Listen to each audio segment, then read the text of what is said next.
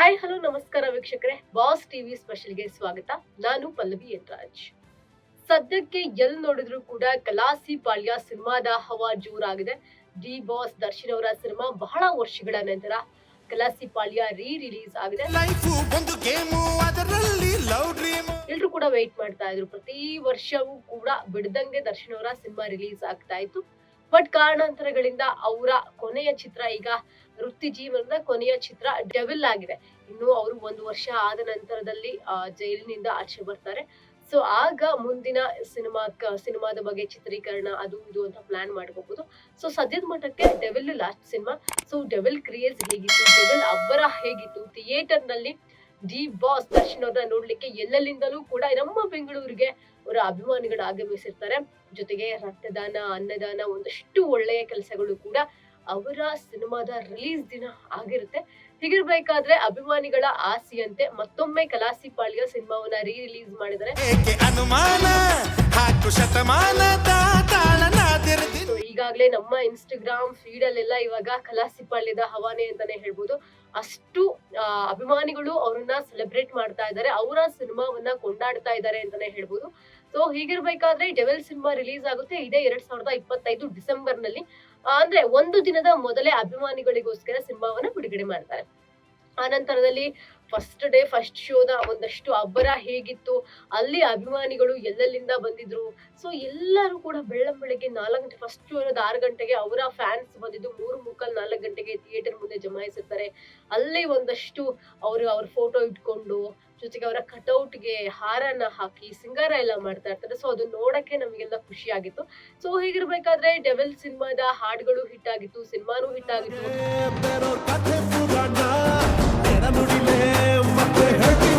ಬರೀ ಒಂದು ದಿನ ಆ ಪ್ಯಾನ್ ಇಂಡಿಯಾ ಸಿನಿಮಾ ಏನಲ್ಲ ಡೆವಿಲ್, ನಮ್ಮ ಲೋಕಲ್ ಇಟ್ಸ್ ಕರ್ನಾಟಕದವ್ರಿಗೆ ಮಾಡಿದಂತಹ ಸಿನಿಮಾ. ಸೊ ಈ ಸಿನಿಮಾ ಬರೀ ಒಂದು ದಿನನೇ 13 ರಿಂದ 14 ಕೋಟಿ ಅಂದಾಜು ಗಳಿಕೆ ಮಾಡಿತ್ತು. ಆನಂತರ ಸಿನಿಮಾದ ಒಟ್ಟು ಗಳಿಕೆ ಒಂದು 40 ರಿಂದ 45 ಕೋಟಿ ಅಂತ ಕೂಡ ವರದಿಯಾಗಿದೆ. ಸೊ ಅಂದಾಜು ಅಷ್ಟಿರಬಹುದು. ಸೊ ಹೀಗಿರ್ಬೇಕಾದ್ರೆ ಸಿನಿಮಾ ಥಿಯೇಟರ್ಗೆ ಬಂದುತ್ತೆ, ಒಳ್ಳೆ ಹಿಟ್ ಅನ್ನ ಕೊಡುತ್ತೆ. ಥಿಯೇಟರ್ಗೆ ಜನ ಬರಲ್ಲ ಅಂತ ಹೇಳಿದಂತಹ ಟೈಮ್ ನಲ್ಲಿ ದರ್ಶನ್ ಅವ್ರ ಸಿನಿಮಾ ಬರುತ್ತೆ. ಆ ಸಮಯದಲ್ಲಿ ಸಾಕಷ್ಟು ಸಿನಿಮಾ ರಿಲೀಸ್ ಆಗಿರುತ್ತೆ. ಸೊ ಹೀಗಿರ್ಬೇಕಾದ್ರೆ ಆ ಬೇರೆ ಸಿನಿಮಾಗಳಿಗೂ ಕೂಡ ಟಕ್ಕರ್ ಕೊಟ್ಟು ಈ ಸಿನಿಮಾವನ್ನ ನೋಡಕ್ಕೆ ಅಭಿಮಾನಿಗಳು ಜಮಾಯಿಸುತ್ತಾರೆ. ಈ ಸಿನಿಮಾ ಎಷ್ಟು ಗಳಿಕೆ ಮಾಡ್ತು ಅನ್ನುವಂತಹ ಕುತೂಹಲ ಒಂದ್ ಕಡೆ ಆದ್ರೆ, ದರ್ಶನ್ ಅವ್ರು ಇಲ್ಲ, ಸಿನಿಮಾ ಸೋಲುತ್ತಾ ಗೆಲ್ಲುತ್ತಾ ಅನ್ನುವಂತಹ ಕುತೂಹಲ ಇನ್ನೊಂದ್ ಕಡೆ ಇತ್ತು. ಸೊ ದರ್ಶನ್ ಅವರು ಒಳಗಿದ್ಕೊಂಡೇ ಅಭಿಮಾನಿಗಳು ಈ ರೀತಿಯಲ್ಲಿ ಸೆಲೆಬ್ರೇಟ್ ಮಾಡಿದ್ದಾರೆ ಅಂತ ಅಂದ್ರೆ, ಇನ್ನ ದರ್ಶನ್ ಅವರು ಆಚೆ ಇದ್ದಿದ್ರೆ ಯಾವ ರೀತಿ ಸೆಲೆಬ್ರೇಟ್ ಇರ್ತಾ ಇತ್ತು ಅನ್ನೋದು ನಿಜವಾ ನಮ್ಮ ಯೋಚನೆಗೂ ಕೂಡ ನಿಲ್ಲಿಕ್ಲಿಕ್ಕೆ ಸಾಧ್ಯ ಇಲ್ಲ. ಅದು ಹೀಗಿರ್ಬೇಕಾದ್ರೆ ಈ ಸಿನಿಮಾದ ಒಂದು OTT ರೈಟ್ಸ್, ಸ್ಯಾಟಲೈಟ್ ರೈಟ್ಸ್ ಯಾರು ತಗೊಳ್ತಾರೆ ಅನ್ನುವಂತಹ ಒಂದು ಕುತೂಹಲ ಎಲ್ರಿಗೂ ಕೂಡ ಇತ್ತು. ಯಾಕಂದ್ರೆ ಈ ಡೆವಿಲ್ ಸಿನಿಮಾ ಅಂತ ಅಂದಾಗ ಸ್ಟಾರ್ಟಿಂಗ್ ಅಲ್ಲೂ ಕೂಡ ಒಂದಷ್ಟು ಮಾತುಕತೆಗಳು ಕೂಡ ನಡೆದಿತ್ತು ಅಂತ ವರದಿಯಾಗಿರುತ್ತೆ. ಅಂದ್ರೆ ಇದೇ ZEE5 ಈ ಡೆವಿಲ್ ಸಿನಿಮಾ OTT ಹಕ್ಕನ್ನ ತಗೊಂಡಿದೆ, ಸ್ಯಾಟಲೈಟ್ ಹಕ್ಕನ್ನ ತಗೊಂಡಿದೆ ಅನ್ನುವಂತಹ ಮಾತುಗಳು ಕೂಡ ಕೇಳಿ ಬರ್ತಾ ಇತ್ತು. ಸೊ ಹಾಗಾಗಿ ಇನ್ನೇನು ರಿಲೀಸ್ ಆಗಿ ಇನ್ನೊಂದ್ ಸ್ವಲ್ಪ ದಿನ ಅಂದ್ರೆ ಕೆಲವು ದಿನಗಳಲ್ಲಿ ಅಥವಾ ತಿಂಗಳುಗಳಲ್ಲಿ ಈ ಸಿನಿಮಾ ಬರಬಹುದೇನೋ ಟಿವಿಗೆ ಅಥವಾ OTTಗೆ ಅಂತ, ಬಟ್ ಬರ್ತಾ ಇರ್ಲಿಲ್ಲ. ಸೊ ಏನಾಗಿದೆ ರೀಸನ್, ಸಿನಿಮಾ ಟೀಮ್ ಅವರು ಕೂಡ ಏನು ಹೇಳ್ತಾ ಇರ್ಲಿಲ್ಲ. ಈ ಕಡೆ ದರ್ಶನ್ ಅವರ ಪತ್ನಿ ವಿಜಯಲಕ್ಷ್ಮಿ ಅವರು ಕೂಡ ಈ ಸಂಬಂಧ ಎಲ್ಲೂ ಕೂಡ ಪ್ರತಿಕ್ರಿಯೆ ಅವರು ನೀಡಿಲ್ಲ. ಸಿನಿಮಾ ಅಭಿಮಾನಿಗಳಿಗೆ ನೋಡಿ ಅಂತ ಹೇಳಿದ್ರು, ಎಂಜಾಯ್ ಮಾಡಿ ಅಂತ ಹೇಳಿದ್ರು. ನೀವ್ ಎಂಜಾಯ್ ಮಾಡಿದ್ರೆ ನಿಮ್ಮ ಬಾಸ್ ಅಲ್ಲಿ ಖುಷಿ ಪಡ್ತಾರೆ ಅಂತ ಹೇಳಿದ್ರು. ಬಟ್ ಈ ಒಂದು ವಿಚಾರದ ಬಗ್ಗೆ ಹೇಳಿಲ್ಲ. ಸಾಕಷ್ಟು ಸಿನಿಮಾ ರಿಲೀಸ್ ಆಗಿರುತ್ತೆ, ಆ ಎಲ್ಲಾ ಸಿನಿಮಾಗಳು ಕೂಡ ರಿಲೀಸ್ ಆಗಿ ಒಂದು ತಿಂಗಳಾದ್ಮೇಲೆ OTTಗೆ ಬಂದಿರುತ್ತೆ. ಬಟ್ ಡೆವಿಲ್ ಅಂತ ಬಂದಾಗ OTTಗೆ ಬಂದಿರ್ಲಿಲ್ಲ. ಅಭಿಮಾನಿಗಳೆಲ್ಲ ಒಂದಷ್ಟು ಕಮೆಂಟ್ ಹಾಕ್ತಾ ಇದ್ರು, ಯಾಕೆ ಬರ್ತಾ ಇಲ್ಲ, ಏನಾದ್ರು ಪ್ರಾಬ್ಲಮ್ ಆಗಿದ್ಯಾ, ನಾವು ಬಾಸ್ ನ ನೋಡ್ಬೇಕು, ಡೆವಿಲ್ ಸಿನಿಮಾದಲ್ಲಿ ಬಾಸ್ ನ ನೋಡ್ಬೇಕು, ಯಾಕಂದ್ರೆ ಥಿಯೇಟರ್ ನೋಡಕ್ ಆಗಲ್ಲ, ಮತ್ ಎಲ್ ನೋಡ್ಬೇಕು ಅಂತಂದ್ರೆ OTT ನಲ್ಲೇ ನೋಡ್ಬೇಕು ಅಥವಾ ಟಿವಿಲಿ ಹಾಕ್ದಾಗ ಟಿವಿನಲ್ಲೇ ನೋಡ್ಬೇಕು. ಹೀಗಿರ್ಬೇಕಾದ್ರೆ ಯಾಕೆ ಬರ್ತಾ ಇಲ್ಲ ಅಂತ ಕೇಳ್ತಾ ಇದ್ರು. ಇನ್ನೊಂದಷ್ಟು ಜನ ಫ್ಯಾನ್ಸ್ ಹೇಳ್ತಾ ಇದ್ರು, OTT ಸಿನಿಮಾ ಬರೋದು ಬೇಡ, ನಾವು ಮತ್ತೆ ರಿಲೀಸ್ ಮಾಡೋಣ, ನಾವು ಮತ್ತೆ ಥಿಯೇಟರ್ ನಲ್ಲೇ ಬಂದು ನೋಡ್ತೀವಿ ಅಂತ ಕೂಡ ಒಂದಷ್ಟು ಜನರ ಅಭಿಪ್ರಾಯ ಆಯ್ತು. ಸೊ ಹೀಗಿರ್ಬೇಕಾದ್ರೆ ಸಿನಿಮಾ ಯಾವಾಗ OTTಗೆ ಬರುತ್ತೆ ಅನ್ನುವಂತಹ ಅವರ ಪ್ರಶ್ನೆ ಹೆಚ್ಚಾಗಿತ್ತು. ಸೊ ಸದ್ಯಕ್ಕೆ ಅವ್ರಿಗೆಲ್ರಿಗೂ ಕೂಡ ಸಿನಿಮಾ ಟೀಮ್ ನ ಕಡೆಯಿಂದ ಒಂದು ಬಿಗ್ಗೆಸ್ಟ್ ನ್ಯೂಸ್ ಕೊಟ್ಟಿದ್ದಾರೆ. ಇದು ದರ್ಶನ್ ಅವರ ಅಭಿಮಾನಿಗಳಿಗೆ ಡಬಲ್ ಧಮಾಕ ಅಂತ ಹೇಳ್ಬೋದು. ಒಂದ್ ಕಡೆ ಕಲಾಸಿ ಪಾಳ್ಯ ರಿಲೀಸ್ ಆಗಿದೆ, ಅಭಿಮಾನಿಗಳೆಲ್ಲರೂ ಕೂಡ ಸೆಲೆಬ್ರೇಟ್ ಮಾಡ್ತಾ ಇದ್ದೀರಾ. ಮತ್ತೊಂದ್ ಕಡೆ ಇವಾಗ ಡೆವಿಲ್ ಸಿನಿಮಾ OTTಗೆ ಬರ್ತಾ ಇದೆ. ಯಾವಾಗ ಏನು ಅನ್ನೋ ಮಾಹಿತಿ ಹಂಚ್ಕೊಂಡಿಲ್ಲ. ಬಟ್ ಝೀ ಅವರು ಈ ಒಂದು ಪೋಸ್ಟ್ ಅನ್ನ ಹಾಕೊಂಡಿದ್ದಾರೆ. ಝೀ5 ನಲ್ಲಿ ಇದು ಸ್ಟ್ರೀಮಿಂಗ್ ಆಗ್ತಾ ಇದೆ. ಯಾವಾಗಿಂದ ಏನು ಎತ್ತ ಅನ್ನೋದು ನೆಕ್ಸ್ಟ್ ಅವರು ಹೇಳ್ತಾರೆ. ಫಸ್ಟ್ ಈ ಒಂದು ಅಪ್ಡೇಟ್ ಅಂತಂದ್ರೆ ಸದ್ಯಕ್ಕೆ ದರ್ಶನ್ ಅವರ ಕುರಿತಂತೆ ಈ ಡೆವಿಲ್ ಸಿನಿಮಾ OTTಗೆ ಬರ್ತಾ ಇದೆ. ಇದು ಅಭಿಮಾನಿಗಳೆಲ್ಲರಿಗೂ ಕೂಡ ಒಂದು ಖುಷಿಯಾದಂತಹ ವಿಚಾರ ಅಂತ ಹೇಳ್ಬೋದು. ಎಲ್ಲ ಅಭಿಮಾನಿಗಳು ಕೂಡ ವೇಟ್ ಮಾಡ್ತಾ ಇದ್ರು, ಯಾವಾಗ ಸಿನಿಮಾ ಬರುತ್ತೆ OTTಗೆ ಅಥವಾ ಟಿವಿಲಿ ಯಾವಾಗ ಹಾಕ್ತಾರೆ ನಾವು ನೋಡ್ಬೇಕು ಅಂತ. ಬಿಕಾಸ್ ಡೆವಿಲ್ ಅಂತ ಬಂದಾಗ ದರ್ಶನ್ ಅವರ ವೃತ್ತಿ ಜೀವನದಲ್ಲಿ ಒಂದು ತಿರುವು ಕೊಟ್ಟಂತಹ ಸಿನಿಮಾ ಅಂತ ಹೇಳ್ಬೋದು. ಯಾಕಂದ್ರೆ ಸಾಕಷ್ಟು ಪಾತ್ರಗಳಲ್ಲಿ ನಾವು ದರ್ಶನ್ ಅವರ ನೋಡಿದೀವಿ.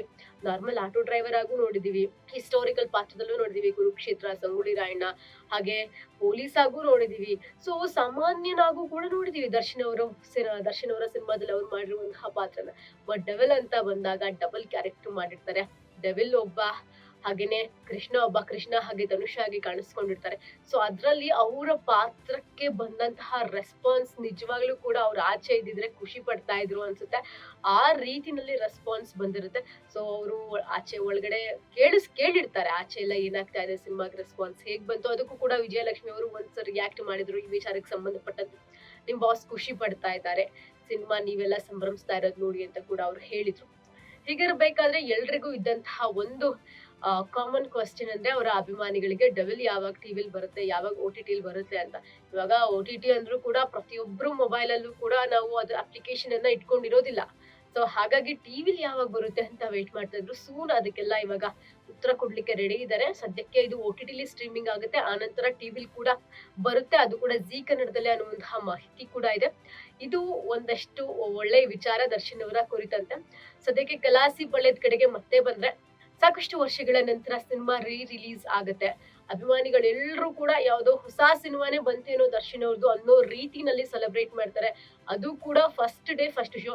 ಸೊ ನಾವು ಕೂಡ ನಿನ್ನೆಯಿಂದನೂ ನೋಡ್ತಾ ಇದೀವಿ, ಆ ಥಿಯೇಟರ್ ಮುಂದೆ ಅಷ್ಟು ಜನ ಬಂದಿದ್ರು, ಎಷ್ಟು ಫ್ಯಾನ್ಸ್ ಬಂದಿದ್ರು, ಎಷ್ಟು ಖುಷಿ ಪಡ್ತಾ ಇದ್ದಾರೆ.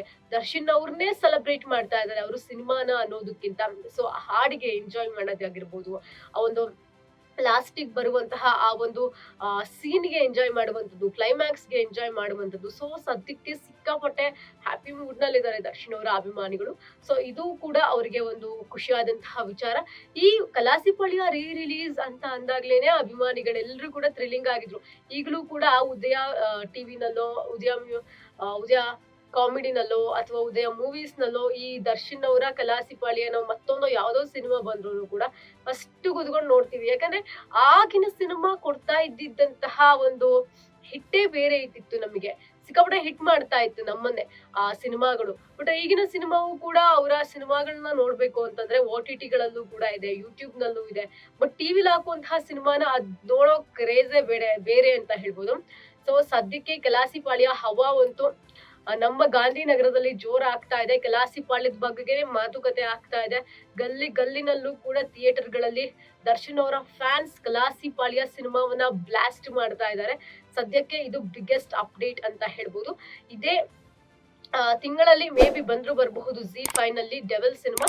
ಇದು ಡೆವಿಲ್ ಸಿನಿಮಾ ಹಾಗೆ ದರ್ಶನ್ ಅವರ ಕುರಿತಾದಂತಹ ಒಂದು ರಿಪೋರ್ಟ್ ಆಗಿತ್ತು. ಸೊ ಇನ್ನಷ್ಟು ಹೆಚ್ಚಿನ ಅಪ್ಡೇಟ್ಸ್ ಗಳಿಗಾಗಿ ನೋಡ್ತಾ ಇರಿ ಬಾಸ್ ಟಿವಿ.